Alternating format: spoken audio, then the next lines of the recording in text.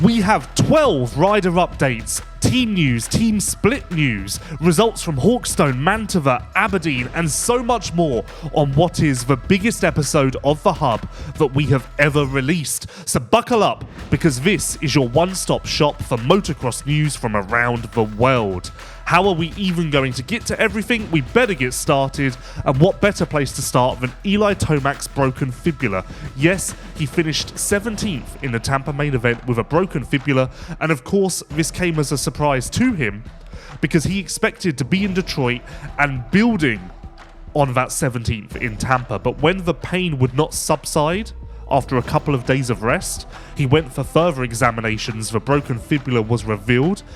There is no word on whether he will have surgery. You don't always need to have surgery with this type of injury. And if he doesn't have surgery, recovery time should be around 8 weeks. With that said, I would expect Tomac to return for Pro Motocross. The end of Supercross seems a little bit too tight, but crushing news for the Monster Energy AMA Supercross series.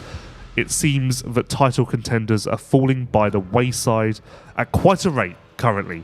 Hunter Lawrence withdrew from Tampa after a hard hit to the head and shoulder in his heat race. He was taken off of the track in a neck brace, and unfortunately, despite some positivity from the HRC crew, he's going to be out for the rest of Monster Energy AMA Supercross as ligament damage in his shoulder requires surgery.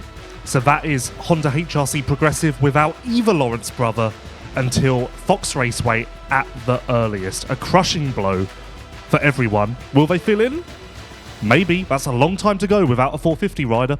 Pierce Brown of Monster Energy Yamaha Star Racing had a much tougher go in the 250 main event after leading laps and shining brightly.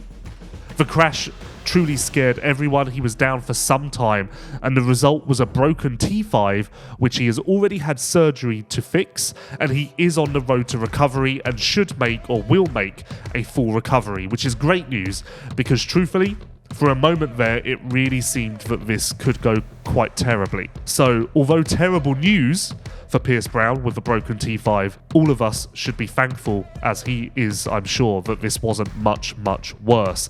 Cade Clayson will be out for some time with an arm injury sustained in practice in Tampa, and Nick Romano also suffered an injury in Tampa's practice session. He dabbed his knee and is going for checks to see what is going on there after the recent Jet Lawrence injury. One would be forgiven for thinking that that could be a torn ACL, but let's just wait and see. Even if it is, Cameron McAdoo finished third with a torn ACL. Anything is possible. Just a couple of days after being the most pleasant surprise in Tampa, Daxton Bennick is now out. He crashed at the Monster Energy Yamaha Star Racing facility on Wednesday, suffered a nasty concussion, and will therefore miss Detroit. But he did take to social media, stating that he will only miss one race. Of course, next weekend, Arlington is 250SX West, so that will give him a little bit more time to recover. Some minor good news in this quite heartbreaking situation. Anthony Bourdon, the 250SX West rider, had a hard crash at the Yamaha test track on Tuesday, dislocated his hip, broke his pelvis and lumbar vertebra. It's going to be a long road to recovery for Bourdon, who shined once again in 250SX West, and it sounds like this could have been a result of a bike issue, making it even more crushing for him to deal with. Speaking of Frenchmen, as we transition to Europe, I received word over the weekend that Benoit Paturel is looking to race Pro Motocross as a privateer. Those of you on social media may have seen him riding in California, and that's because he has one aim: to make it to Parla on a Yamaha 450 and live the American dream for one summer at least. Now, onto the MXGP injuries. Jeffrey Herlings will miss the opening round in Argentina as he is still recovering from the torn ACL that he sustained in October. Herlings is a couple of weeks away from getting back on the bike, so will miss Argentina, and honestly, in my opinion, he's going to miss more races. The PR only says Argentina for now, but do not expect him back for round 2, and therefore his title hopes have essentially gone up in smoke. Rick Elzinga, Yamaha's MX2 rider, broke his elbow in January and missed 5 weeks of bike time, but will race in Argentina and remains optimistic. In fact, he quite boldly claimed he is going to Argentina to win. One rider who will not be going to Argentina is Brent Van Doninck. He crashed at the Hawkstone Park International over the weekend and suffered a small fracture in his thigh, the same thigh he injured in Argentina last year, coincidentally. As a result, he needs several weeks of rest and will therefore miss Argentina, but he is quite realistic and hopeful that he will be back on track in Kozar for round 2. Former MXGP rider Jeremy Van Horbik had quite the story after finishing 13th in the Le Touquet beach race over the weekend. Van Horbik was in 4th place, crashed, broke his T3 vertebra and sternum, got up, finished for final 20 minutes and took 13th. It was only after the race that he found out he was quite seriously injured, and try and make sense of how that is possible. That is truly a remarkable story and the type of thing that we look to communicate here on the Hub, because otherwise, how would you even know about it? Now, on to MXGP team news. Kai Carsemakers, who was riding for the Haas Racing Kawasaki team, that is Riley Racing of the past, he has split with the team quite late in the day, of course. On Instagram, he simply said, "I have to announce that I've had to end the collaboration with Haas Racing. I'm looking for a ride." What does the future hold for him? That's unclear. What does the future hold for the team? Well, that is even more murky. The other rider on the team, Tom Guillon, who you may remember from taking pole position at Southwick last year, he split from the team a couple of weeks ago, again in mysterious circumstances. So the team, which has Kawasaki support, now has no riders.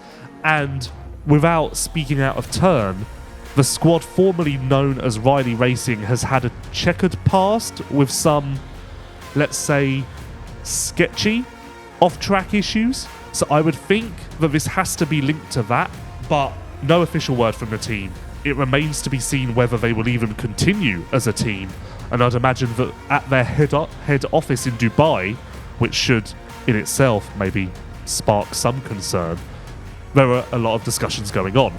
Anyway, more positive news, the Ducati MXGP team was launched at Ducati's team event earlier this week, and quite bizarrely, to be honest, it emerged that DC Shoes is a major sponsor. In fact, although they are not title sponsor, they are number 2 on the pecking order with quite a massive logo on the shroud. So DC Shoes is back in motocross, I guess, and in MXGP of all places.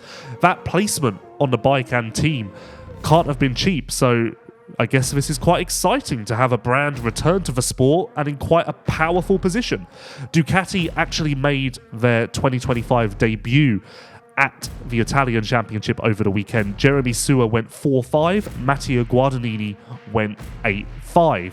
And this is now a good time to move on to the results from that race. For first round of the Italian International Championship at Mantova, Tim Geiser went 1-1, Lucas Coonan 2-2, and Andrea Bonacorsi 3-3 in MX1.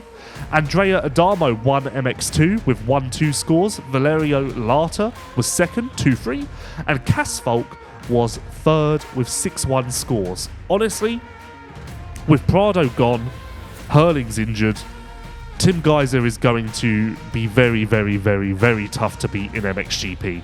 And again, I don't want to speak out of turn, but it seems so unlikely that he will lose this championship. But he in himself needs to stay healthy and stay on track. We also had the Hawkstone Park pre-season international in the UK. Glenn Koldenoff won that with 1-2 scores. Maxime Renault was second, 3-1, and Roman Fevre was third with 2-3 scores. Fevre must be rubbing his hands together and quite hopeful that he can capture his second world title 10 years after his first. I told you this would be a hectic episode. More to come as well, because another round of the Arena Cross World Tour was run in Aberdeen, Scotland. Dean Wilson won that main event from Conrad Muse and Jack Brunel. There is a weekend off for that series, I believe, but the next event will be the 100th race that the series has run, so they are preparing all sorts of stuff to mark the occasion. Well, what a blur the last 10 minutes have been. Perhaps the most intense episode of The Hub, as well as action-packed. Of course, all eyes now turn to Detroit, round 6 this weekend, and what is likely to be a Chase Sexton versus Cooper Webb battle for the 450SX title. Although, Ken Roxon, Jason Anderson, they aren't out of it yet, and if Tampa taught us anything, it's to expect surprises. There is also another round, the final round of the Italian International Championship at Montevarchi this weekend, so those same riders and maybe a couple more will be racing there. I forgot to mention Mantova was a massive mudder. The weather forecast for the second round and final this weekend also calls for a lot of rain, so expect another mudder in Europe this weekend. Detroit has a roof, so no cause for concern there. Thank you for watching and listening to The Hub. Perhaps next week will be a little more relaxed, but you never know. We will see you in 7 days' time for another look at the week that was in the world of motocross.